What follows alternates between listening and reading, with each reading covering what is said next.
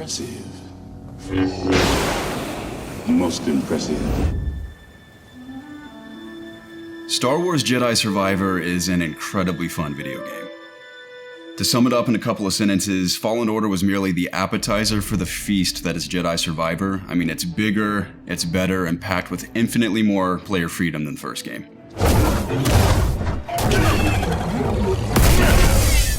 The narrative's surprisingly subversive. It's packed full of spoilers, and there's some interesting new characters. And there have certainly been a few gems in the franchise over the last decade. I didn't love the most recent trilogy, but I've really dug most of Mandalorian, really liked Andor, and now between Fallen Order and Jedi Survivor, I'm pretty confident in believing that I personally think that Respawn Entertainment has delivered the very best of Star Wars since the Disney acquisition. My blaster jammed?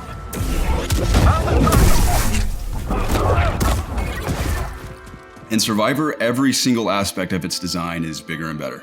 Combat's endlessly dynamic thanks to 5 unique lightsaber stances. And when I initially heard about this, and especially after I went hands-on at the preview event a few weeks ago, I was immediately reminded of Ghost of Tsushima, which also had multiple fighting stances, but Jedi really makes them their own, especially with the combination of your force abilities. Combat is honestly endlessly fresh, and after 25 hours, I still can't get enough of it.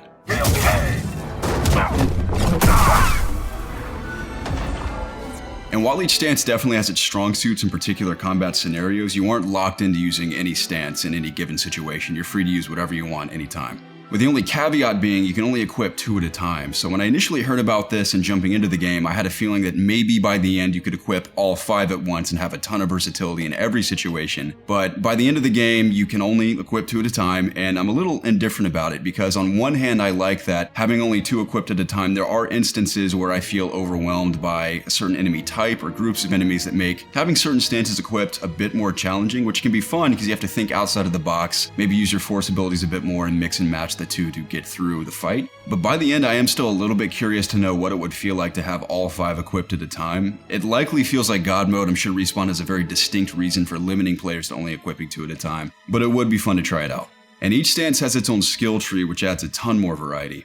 Looking at the skill trees initially, I was a bit intimidated because there's several abilities for each one, but thankfully many of the combos require the same button prompts, so getting your muscle memory down and jumping between stances is pretty simplified.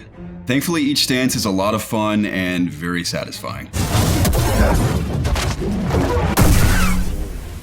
I like the balance of single blade, the frenzied attacks of dual wield, the defensiveness and crowd control of double bladed, the brutality of crossguard, but blaster is by far and wide my favorite. Between picking off weaker enemies from afar and breaking down the guard of tougher ones, it's useful in pretty much every fight. Beyond the badass nature of having a blaster at your disposal, you can actually make it more versatile by changing its shot type. You have a few options to choose from, but my favorite is Ricochet. And the blaster functions similar to ranged weapons in Bloodborne. It locks onto enemies automatically as you fire single shots, but when you charge it up, that fires your special shot you've equipped. It's just so sick to charge up a shot and have a blaster bolt ricochet between multiple enemies and then cut down a few others with your lightsaber. It just feels amazing every time. And beyond the variety of all the lightsaber stances, combining all of that with all of your force abilities makes combat even more interesting. Jedi Mind Trick actually plays a pretty big role in the game, and you can use it to confuse both enemies and hostile creatures to temporarily fight alongside you. I'm not the enemy.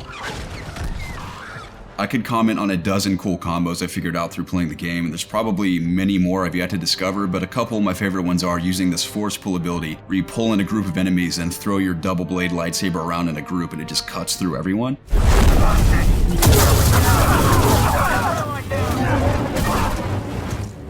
And one cheeky trick I picked up from design director Jason DeHarris at the preview event is levitating a group of enemies into the air and then marking them all with what's essentially Deadeye from Red Dead Redemption with your blaster and then killing them all at once and they just all fall to the ground dead is incredibly satisfying every time.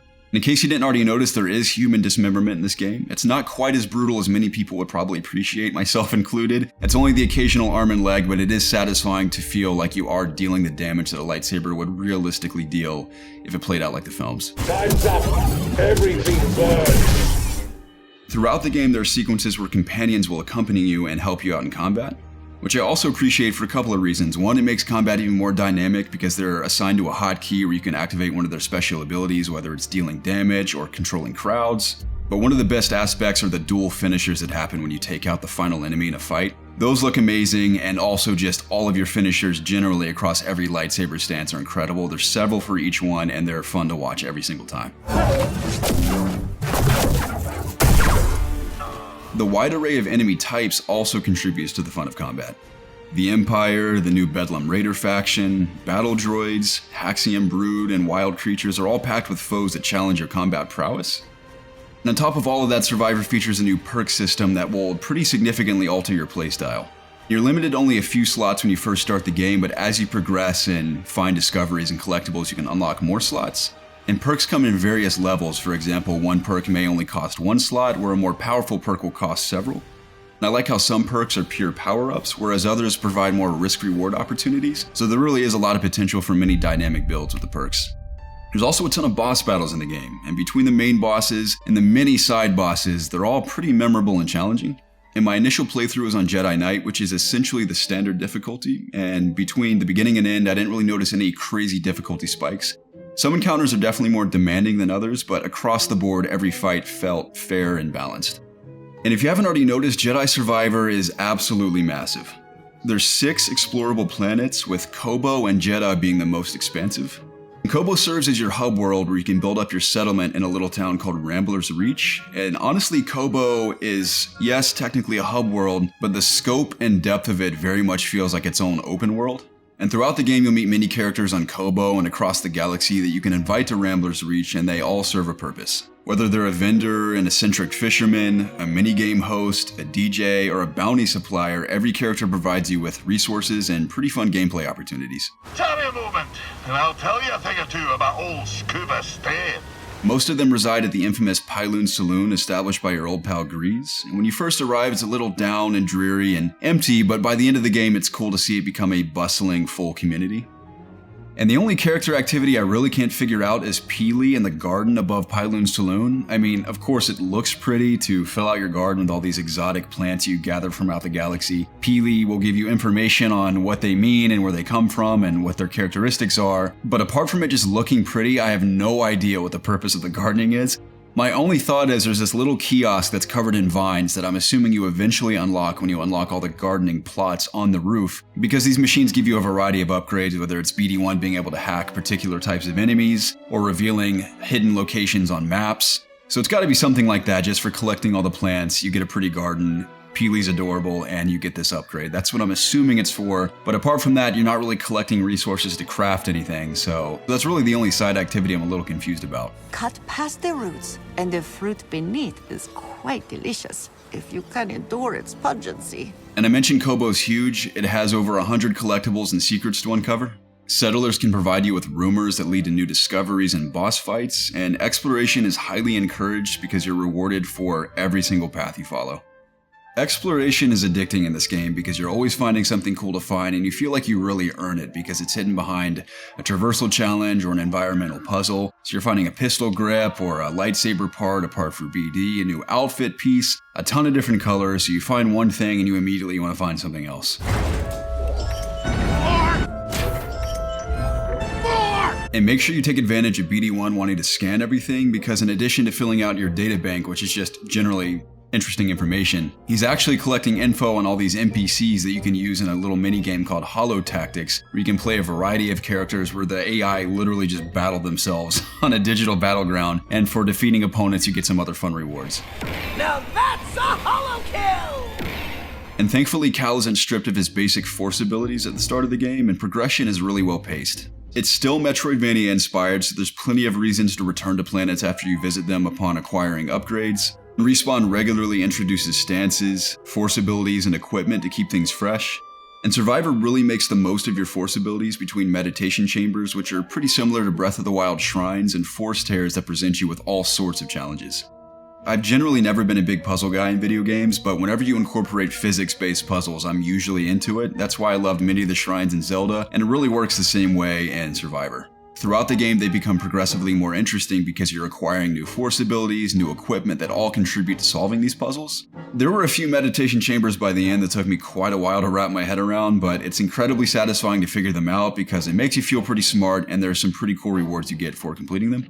Force tears are a lot of fun because they put your combat and platforming skills to the test.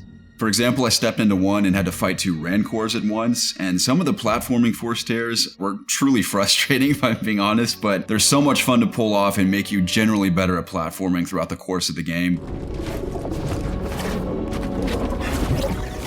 And to touch on the other planets, I've long had an affinity for Coruscant, and there's a pretty amazing opening sequence on the planet, but ironically it's my least favorite to visit after the opening of the game. And I think it's because you explore the vast majority of it at the beginning. So when you come back, there are a few more collectibles you can reach with your upgrades, there's a couple of mini boss battles. That being said, it's beautiful, and I'm thankful it's in the game because we never got Star Wars 1313, and although it'd be great to have a truly open world Coruscant to explore, even having a hub version of it is appreciated. Jedha's a vast desert planet that's pretty similar to the scope of Koboh, and some of my favorite environmental puzzles are there. I also adore the music that plays while you're exploring that's reminiscent of Raiders of the Lost Ark.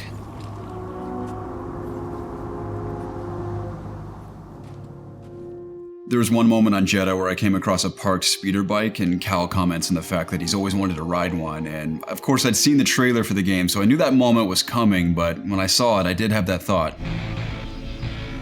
Next time, baby. And between Jedha and Koboh, it's a lot of fun to take advantage of the mounts to travel faster and reach higher areas. And the best part about traversal and combat is that it all just feels phenomenal.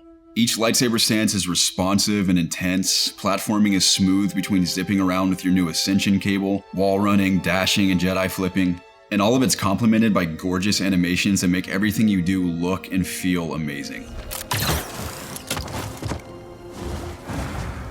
I mean, regardless of the genre, Respawn's games generally feel mechanically exceptional, and that trend continues in Survivor. Fallen Order's common criticism of limited customization for Cal has been tremendously addressed. There are dozens of cosmetics between hair and beard styles, jackets, shirts, and pants. All of the clothing features multiple color options, providing a ton of variety, and I'm pretty confident you'll find one or numerous looks to love.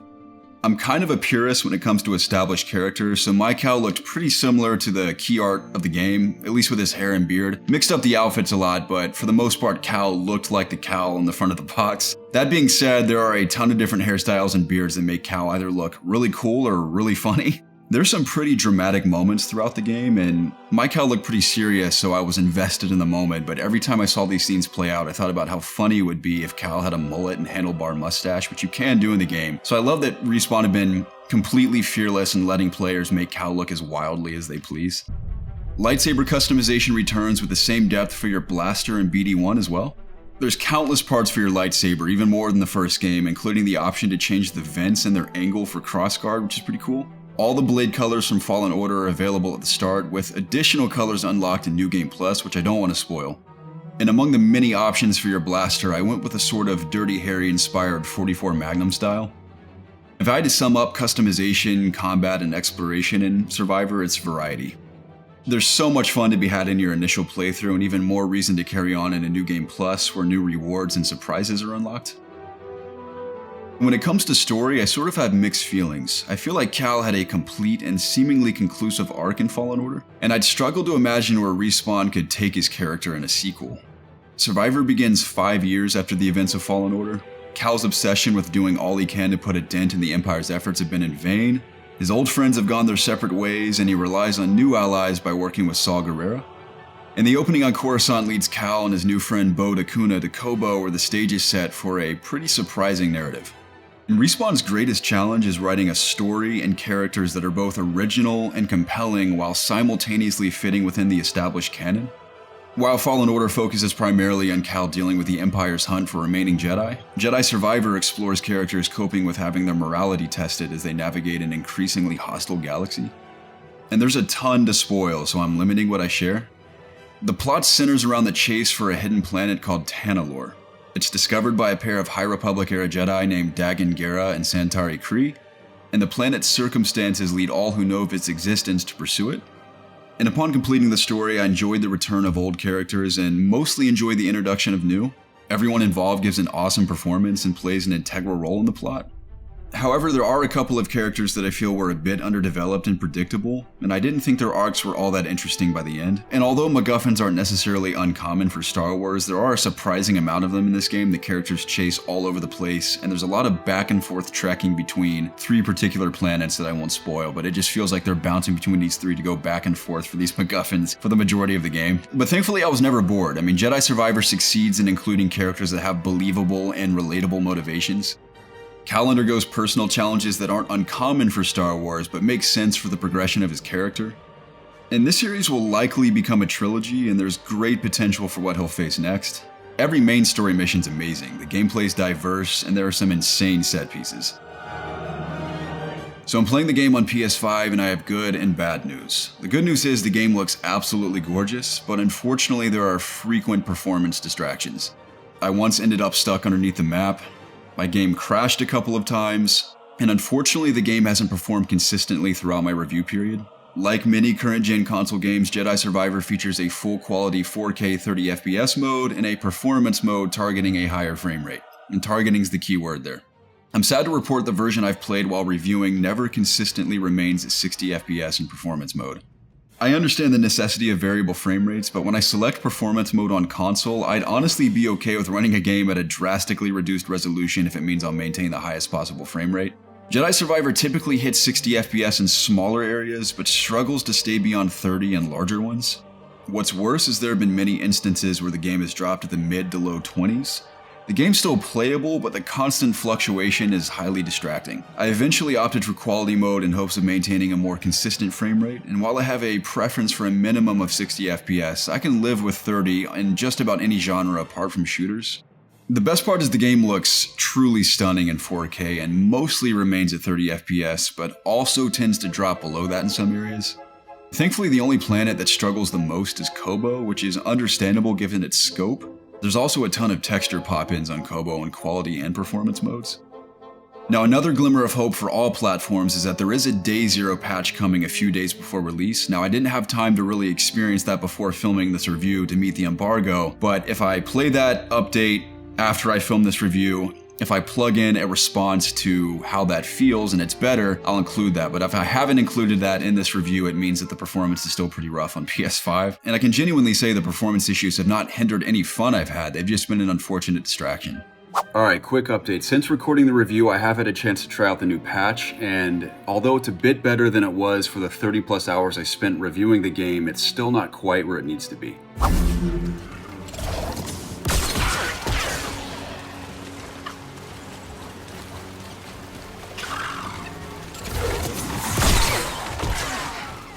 To end on a high note, Respawn have taken full advantage of the DualSense controller, so combat and traversal are totally amplified with everything they've applied to it. There's also some funny and creative trophies to unlock that I won't spoil.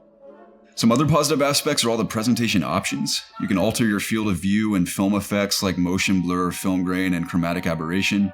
And the accessibility options are pretty vast, including an arachnophobia safe mode that modifies a creature to look less like an arachnid. It's both amusing and certainly appreciated by someone out there. And the photo mode included is simple but functional, and that's always nice to have.